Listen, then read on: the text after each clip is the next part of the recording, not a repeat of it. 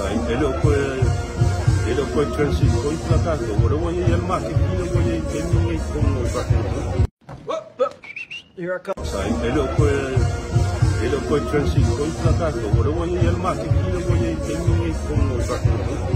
ko le ngana wa maka po no fa so nga ilalo ia le matua la ko e fa wa i ko la ka sai ai langi le poti o le poti ma wa kopi o e sitasi o se tangata suʻesuʻe sa ia fai suʻesuʻe ngon taupule i tono samonei o leo te ilona ave li poti le leo sa fa o foi li poti a te mai te pandemia sa iai e fionga i Sao Papito ai le ase me o fai e peila o leo o tau saula i lo manatu tūlanga leo e sa no i o lai si le fia le maketi o lai loa tangata e foi li poti o lai ta o mai atangata o la foi e sau male masam e ei male masalonga na i le afianga o leo i le matau. Io, e sau le lei lava e peo i nale li li fai ele te alo manatu i la tau ia e vokol mai a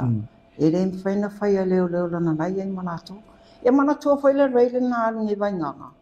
e na maua e kia maso te leo i stanga tino ato leo le na pa maro lo e le to alo sifuru ai tau sa ili po fewo e o mai nela o lo po fewo e le na sa ili inga pe to fieni si wo moria tulanga pa pena